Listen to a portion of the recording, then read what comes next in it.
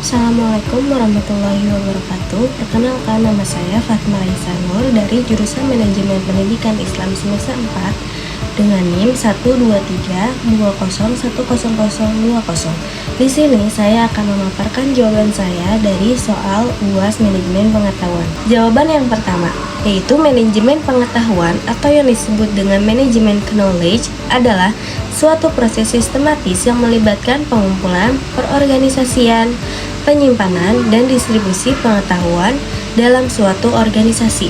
Tujuan utamanya adalah untuk memaksimalkan pemanfaatan pengetahuan yang ada, baik yang bersifat eksplisit yaitu dapat diungkapkan dalam bentuk tulisan, dokumen, atau data, maupun dengan sifat tacit yaitu berupa pengalaman dan institusi yang sulit diungkapkan. Nah, dalam konteks pendidikan Islam, manajemen pengetahuan mencakup pengolahan ilmu, tradisi, dan praktik keilmuan yang telah diwariskan dari generasi ke generasi. Pentingnya manajemen pengetahuan dalam organisasi pendidikan Islam. Yang pertama, ada memperkuat basis ilmu. Di dalam memperkuat basis ilmu itu tuh di organisasi pendidikan Islam seperti pesantren dan sekolah Islam bisa memiliki tanggung jawab untuk menjaga dan mengembangkan warisan keilmuan Islam. Seperti kayak manajemen pengetahuan itu bisa membantu menyimpan atau mengelola kitab-kitab, referensi, dan bahan ajar yang sangat penting. Jadi di manajemen pengetahuan itu bisa menyimpan dan mengelola semua referensi atau kitab-kitab yang akan diajarkan. Yang kedua, meningkatkan kualitas pengajaran. Nah, dengan adanya sistem manajemen pengetahuan yang baik, para pengajar dapat dengan mudah mengakses materi atau metode pengajaran terkini. Ini akan memfasilitasi pengajaran yang lebih efektif dan relevan pada perkembangan zaman. Yang ketiga, membangun jaringan antar lembaga dengan berbagi pengetahuan antar lembaga pendidikan Islam seperti kolaborasi antara pesantren dan universitas akan terbentuk jaringan yang kuat. Hal ini memungkinkan pertukaran ide, pengalaman, dan sumber daya yang lebih luas. Yang terakhir, bisa menghadapi tantangan globalisasi. Di era globalisasi, lembaga pendidikan Islam perlu menyesuaikan diri dengan perubahan yang cepat. Manajemen pengetahuan memungkinkan organisasi untuk lebih adaptif dan responsif terhadap tantangan peluang yang akan muncul. Lalu ada tantangan penerapan manajemen pengetahuan di lembaga keagamaan atau pendidikan Islam. Meskipun manajemen pengetahuan memiliki banyak manfaat, tetapi terdapat beberapa tantangan yang harus dihadapi dalam penerapannya di lembaga keagamaan atau pendidikan. Yang pertama, itu ada keterbatasan sumber daya. Banyak lembaga pendidikan Islam, terutama yang masih berskala kecil ya, mungkin tidak memiliki anggaran atau sumber daya yang belum cukup untuk mengembangkan sistem manajemen pengetahuan yang efektif. Keterbatasan ini dapat menghambat pengumpulan dan distribusi pengetahuan yang optimal. Yang kedua, budaya berbagi yang belum terbangun. Di beberapa lembaga terdapat kecenderungan untuk menjaga pengetahuan secara individu, bukan berbagi dengan orang lain. Budaya ini dapat menghambat pertukaran ide dan informasi yang penting untuk mengembangkan organisasi. Lalu yang ketiga ada resistensi terhadap perubahan. Penerapan teknologi baru dalam manajemen pengetahuan seringkali menghadapi resistensi dari para pengajar atau pengelola yang sudah terbiasa dengan metode tradisional. Ketidakpahaman atau ketidaktahuan terhadap teknologi dapat menghambat penerapan sistem yang lebih modern. Nah, tadi adalah tantangan penerapan manajemen pengetahuan dalam lembaga keagamaan dan pendidikan Islam. Jadi, kesimpulannya manajemen pengetahuan merupakan alat yang sangat berharga bagi organisasi pendidikan Islam dalam menjaga dan mengembangkan ilmu pengetahuan.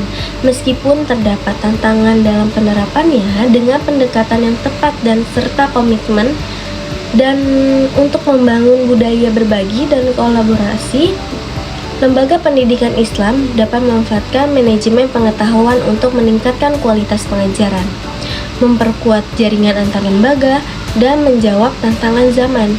Upaya ini bukan hanya untuk kemajuan institusi, tetapi juga untuk menjaga warisan keilmuan untuk nilai-nilai Islam yang harus terus hidup dan berkembang. Di sini saya akan menjawab pertanyaan yang kedua, yaitu perbedaan antara text knowledge dan explicit knowledge. Di sini saya akan menjelaskan tentang text knowledge terlebih dahulu.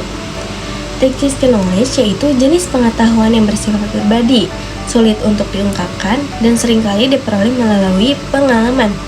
Pengetahuan ini mencakup intuisi, pemahaman mendalam, dan keterampilan yang diperoleh dari praktik langsung. Text knowledge tidak mudah ditransfer melalui dokumen atau tulisan, melainkan lebih sering disampaikan melalui interaksi sosial dan pengalaman langsung. Kalau explicit knowledge yaitu pengetahuan yang dapat dituliskan atau didokumentasikan atau dengan mudah dibagikan. Ini mencakup data, informasi, prosedur, dan aturan yang dapat diakses dan dipahami oleh orang lain. Pengetahuan ini dapat disimpan dalam bentuk buku, artikel, jurnal, atau dokumen digital. Perbedaan utama dari keduanya yaitu yang pertama ada sifat dan penyampaian. Dari text knowledge tersendiri itu bersifat subjektif atau personal, disampaikan melalui pengalaman langsung, mentoring, atau interaksi. Kalau explicit knowledge itu bersifat objektif dan dapat diakses, disampaikan melalui dokumen, buku, atau materi ajar yang terstruktur. Yang kedua ada contoh penyimpanan. Dari text knowledge tersendiri tidak dapat disimpan dalam bentuk fisik. Contohnya adalah kemampuan seorang guru dalam mengajar atau seorang kiai yang sedang menjelaskan teks-teks agamanya. Kalau dari explicit knowledge tersendiri dapat disimpan dalam bentuk buku atau dokumen, misalnya kayak kurikulum pendidikan Islam yang tertulis atau di buku-buku fikih. Terakhir ada proses pembelajaran. Nah, dari text knowledge tersendiri diperoleh melalui praktik dan pengalaman. Contohnya kayak ada seseorang belajar dengan melakukan seperti cara berdoa yang efektif atau cara berdakwah. Nah, kalau dari explicit knowledge yaitu diperoleh melalui pembelajaran formal atau studi. Kayak misalnya kita mempelajari teori-teori dalam sejarah Islam dari buku doang. Misalkan, contoh dari text knowledge di dunia nyata ya. Di pesantren, seorang kiai yang telah mengajar selama bertahun-tahun memiliki banyak text knowledge tentang cara mengelola santri, memahami situasi sosial di sekitarnya.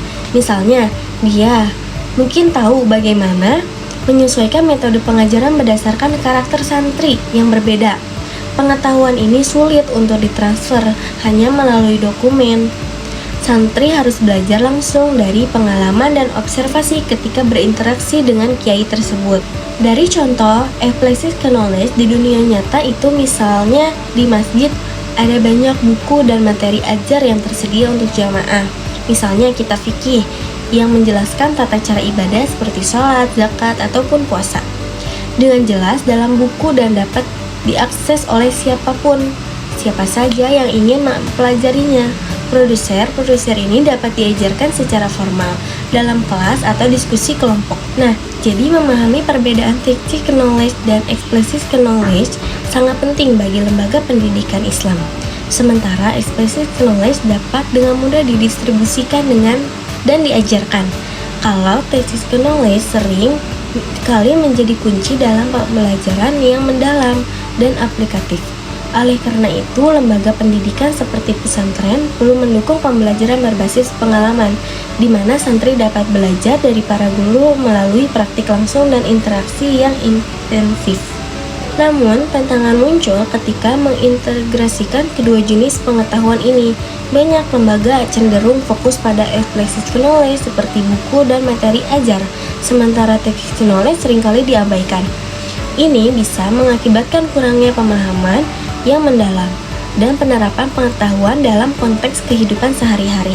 Oleh karena itu, penting bagi lembaga pendidikan Islam untuk mengembangkan strategi yang memungkinkan pengetahuan text knowledge dan explicit untuk saling melengkapi. Contohnya, program mentoring di mana santri dapat langsung belajar dari kiai atau guru senior, sambil juga mengakses materi tertulis yang mendukung pembelajaran mereka. Jadi kesimpulannya, di pendidikan Islam, perbedaan antara technical knowledge dan implicit knowledge memainkan peran yang sangat penting. Keduanya memiliki nilai dan kontribusi masing-masing dalam proses pembelajaran. Dengan memahami dan meningkatkan kedua jenis pengetahuan ini, lembaga pendidikan Islam dapat lebih efektif dan mendidik generasi penerus yang tidak hanya memberi teori, tetapi juga mampu menerapkan dalam praktik kehidupan sehari-hari. Lalu di sini saya akan menjawab pertanyaan yang ketiga. Proses knowledge sharing atau berbagi pengetahuan sangat penting dalam organisasi berbasis nilai-nilai keislaman seperti pesantren, masjid, dan lembaga pendidikan Islam lainnya. Pengetahuan yang dibagikan bukan hanya sekedar informasi, tetapi juga mencakup pembelajaran moral dan spiritual yang dapat meningkatkan kualitas individu dan komunitas. Untuk membangun proses ini, beberapa elemen kunci perlu diperlihatkan, yaitu akhlak kerja, kepercayaan, dan budaya kolegial. Dari elemen kunci, yang pertama yaitu akhlak kerja. Akhlak kerja yang baik merupakan pilar utama yang membangun proses knowledge sharing. Dalam Islam, akhlak kerja tidak hanya mencakup etika dalam menjalankan tugas, tetapi juga sikap saling menghargai dan membantu sesama. Nah, di sini ada beberapa cara untuk menerapkan akhlak kerja dalam berbagi pengetahuan. Yang pertama, bisa menghargai pendapat orang lain atau memberikan umpan balik yang konstruktif, atau bisa menjadi yang teladan. Nah, para pemimpin dan guru harus menunjukkan akhlak kerja yang baik dalam berbagi pengetahuan. Keteladanan ini akan menginspirasi anggota lain untuk melakukan hal yang sama. Lalu, ada kepercayaan. Nah, kepercayaan merupakan fondasi penting dalam proses knowledge sharing. Dalam konteks organisasi, berbasis keislaman, membangun kepercayaan itu bisa melalui beberapa cara. Yang pertama, ada transparansi dalam komunikasi. Yang kedua, ada konsisten dalam komitmen. Yang terakhir, ada menghormati kerahasiaannya. Dan yang ketiga, dari elemen kunci yaitu ada budaya kolegial. Nah, itu lingkungan di mana anggota merasa nyaman dan termotivasi untuk berbagi pengetahuan.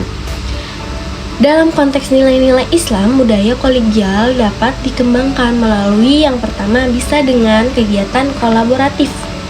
Yang kedua, bisa penghargaan terhadap kontribusi. Yang terakhir, ada lingkungan yang mendukung. Jadi, proses knowledge sharing dalam organisasi berbasis nilai-nilai keislaman dapat dibangun dengan menekankan akhlak kerja, kepercayaan, dan budaya kolegial, di mana dengan penerapan prinsip-prinsip ini, organisasi tidak hanya akan meningkatkan kualitas pengetahuan yang dimiliki, tapi juga memperkuat ikatan sosial antar anggotanya.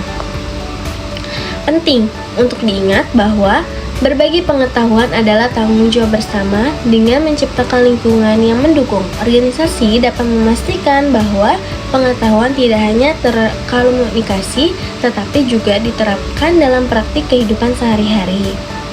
Nah, dengan demikian proses knowledge sharing tidak hanya memperkuat organisasi, tapi juga berkontribusi pada pengembangan komunitas yang lebih baik dan beradab.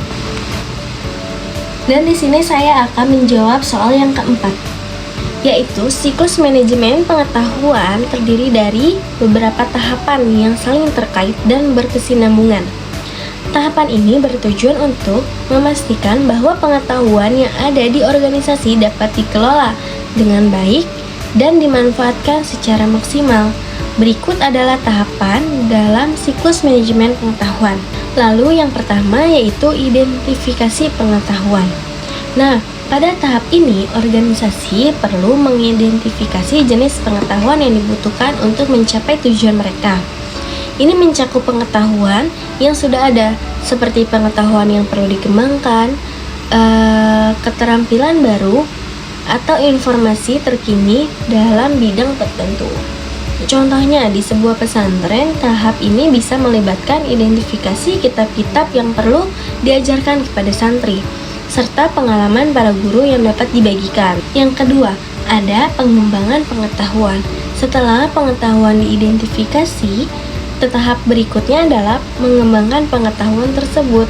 Ini bisa dilakukan melalui pelatihan, workshop, seminar, atau penelitian. Tujuannya adalah untuk menciptakan pengetahuan baru atau memperbarui pengetahuan yang ada. Contohnya, di lembaga pendidikan Islam, pengembangan pengetahuan bisa dilakukan dengan cara mengadakan pelatihan untuk para guru tentang metode pengajaran yang inovatif dan sesuai dengan perkembangan zaman. Nah, yang ketiga, menyimpan pengetahuan. Setelah pengetahuan dikembangkan, penting untuk menyimpan dalam bentuk yang mudah diakses. Penyimpanan ini bisa berupa dokumen fisik atau digital, database, atau platform berbagai informasi. Penyimpanan yang baik memastikan bahwa pengetahuan tidak akan hilang dan dapat diakses oleh orang-orang yang membutuhkannya. Nah, contohnya, di pesantren dapat menyimpan materi ajar, kitab, dan dokumentasi pengajaran dalam bentuk digital, seperti santri dapat mengakses kapan saja. Lalu, yang keempat ada distribusi pengetahuan. Tahap ini melibatkan pembagian pengetahuan kepada individu dan kelompok yang memerlukan. Proses distribusi harus dilakukan secara efektif untuk memastikan bahwa informasi yang sampai kepada semua pihak yang membutuhkan. Contohnya, dalam organisasi keagamaan, distribusi pengetahuan Islam, pengetahuan bisa dilakukan melalui seminar atau diskusi kelompok di mana para guru berbagi pengalaman dan pengetahuan kepada santrinya. Yang kelima ada penggunaan pengetahuan. Nah, setelah pengetahuan didistribusikan, tahap selanjutnya adalah penggunaannya. Ini adalah di mana saat individu atau kelompok menerapkan pengetahuan yang telah dipelajari dan dipraktikkan untuk sehari-hari, penggunaan pengetahuan ini sangat penting untuk mencapai hasil yang diinginkan. Contohnya, santri telah mendapatkan pelatihan tentang metode pengajaran baru dapat menerapkannya dalam kelas, sehingga meningkatkan kualitas pengajaran di pesantrennya. Dan yang terakhir ada evaluasi dan pembaruan pengetahuan. Tahap terakhir adalah evaluasi dan pembaruan pengetahuan. Organisasi perlu mengevaluasi efektivitas pengetahuan dalam melakukan pembaruan jika diperlukan. Hal ini dapat penting untuk memastikan bahwa pengetahuan ada tetap relevan yang bermanfaat. Contohnya, di pesantren evaluasi bisa dilakukan dengan meminta umpan balik dari santri mengenai metode pengajaran yang diterapkan dan melakukan pembaruan jika ditemukan kekurangan. Dari tahap-tahapan di atas, saya percaya bahwa tahapan penyimpan pengetahuan adalah paling krusial. Alasan utama saya bahwa tanpa menyimpan yang baik, pengetahuan telah diidentifikasikan dan dikembangkan bisa hilang atau tidak terakses dengan baik. Penyimpanan yang efektif memastikan bahwa pengetahuan dapat diakses oleh generasi mendatang dan tidak terbatas hanya pada individu tertentu. Nah, jadi kesimpulannya, siklus manajemen pengetahuan adalah proses penting untuk memastikan bahwa pengetahuan dalam organisasi dapat dikelola dan dimanfaatkan oleh efektivitas seperti setiap tahapan memiliki perannya masing-masing. Namun penyimpanan pengetahuan adalah kunci untuk memastikan keberlanjutan dan aksesibilitas pengetahuan. Dengan menerapkan siklus ini secara konsisten, organisasi berbasis nilai-nilai keislaman dapat meningkatkan kualitas pendidikan dalam pengembangan individu secara berkelanjutan. Di sini saya akan menjawab soal yang terakhir. Teknologi informasi memainkan peran penting yang sangat penting dalam mendukung sistem manajemen pengetahuan, terutama di era digital saat ini. Dalam konteks organisasi berbasis keagamaan seperti pesantren dan lembaga pendidikan, teknologi informasi tidak hanya memfasilitasi penyimpanan dan distribusi pengetahuan, tetapi juga meningkatkan efisiensi dan efektivitas dalam pengelolaan pengetahuan.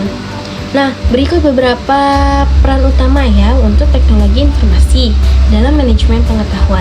Pertama ada penyimpanan dalam aksesibilitas pengetahuan. Nah, di sini TI menyediakan platform untuk menyiapkan berbagai jenis pengetahuan, baik yang bersifat eksplisit seperti dokumen, buku, dan video, maupun teach-it seperti pengalaman atau keterampilan. Sistem manajemen pembelajaran, LMS, database, dan cold storage memungkinkan anggota organisasi untuk mengakses informasi secara cepat dan mudah. Contohnya sebuah pesantren dapat menggunakan sistem berbasis cloud untuk menyimpan kitab, bahan ajar, dan rekaman pengajaran sehingga santri dapat mengakses kapan saja dan di mana saja. Dan yang kedua ada kolaborasi dan komunikasi. Teknologi informasi memungkinkan kolaborasi yang lebih baik antar anggota organisasi melalui platform online seperti forum diskusi, media sosial, atau aplikasi pesan. Individu dapat berbagi ide, pengalaman, dan pengetahuan secara real time. Contohnya kayak guru di sebuah lembaga pendidikan Islam dapat memanfaatkan grup WhatsApp atau platform seperti Google Classroom untuk berbagi materi, ajar, mendiskusikan metode pengajaran, dan memberikan umpan balik secara langsung. Yang ketiga ada pembelajaran berbasis digital. Pembelajaran online atau e-learning memudahkan penyampaian materi kepada santri dan anggota organisasi lainnya. Dengan adanya video atau pembelajaran modul interaktif dan sumber daya digital lainnya, proses pembelajaran menjadi lebih menarik dan efektif. Contohnya kayak lembaga pendidikan Islam dapat mengembangkan kursus online tentang fikih atau tafsir yang dapat diakses oleh santri dan di seluruh dunia, memperluas jangkauan pendidikannya. Lalu ada potensi penggunaan teknologi di lembaga berbasis keagamaan. Yang pertama ada meningkatkan aksesibilitas. Teknologi dapat menjembatani kesenjangan geografis, memungkinkan santri dari daerah terpencil untuk mendapat mengakses pendidikan yang berkualitas. Yang kedua ada memperkuat jaringan komunitas. Melalui platform digital, lembaga keagamaan dapat membangun jaringan dengan organisasi lain, berbagi pengetahuan dan sumber daya, serta berkolaborasi dalam proyek bersama. Dan yang terakhir bisa mendorong inovasi dalam pembelajaran. Teknologi bisa memberikan kesempatan untuk menerapkan metode pengajaran yang lebih inovatif dan interaktif. Lalu bisa meningkatkan minat dan keterlibatan santri. Lalu ada juga tantangan penggunaan teknologi di lembaga berbasis keagamaan. Yang pertama ada keterbatasan sumber daya, ketidakpahaman terhadap teknologi, risiko keamanan dan privasi, serta resistensi terhadap perubahan. Nah, jadi kesimpulannya yaitu peran teknologi informasi dalam sistem manajemen pengetahuan sangat disignifikan, terutama dalam mendukung penyimpanan, distribusi, dan kolaborasi pengetahuan. Meskipun terdapat potensi yang besar untuk meningkatkan efektivitas dan efisiensi pendidikan di lembaga berbasis keagamaan, tantangan yang terkait dengan sumber daya, keterampilan, dan budaya harus diatasi. Oleh karena itu penting bagi lembaga keagamaan untuk mengembangkan strategi yang komprehensif dalam penerapan teknologi, termasuk pelatihan untuk pengurus dan guru, pengembangan infrastruktur yang memadai, serta kebijakan yang menjadi keamanan dan privasi data. Dengan pendekatan yang tepat, teknologi dapat menjadi alat yang sangat bermanfaat dalam pengelola dan menyebarkan pengetahuan dalam konteks pendidikan Islam. Mungkin itu saja yang bisa saya sampaikan. Semoga cukup dari jawaban saya. Assalamualaikum warahmatullahi wabarakatuh.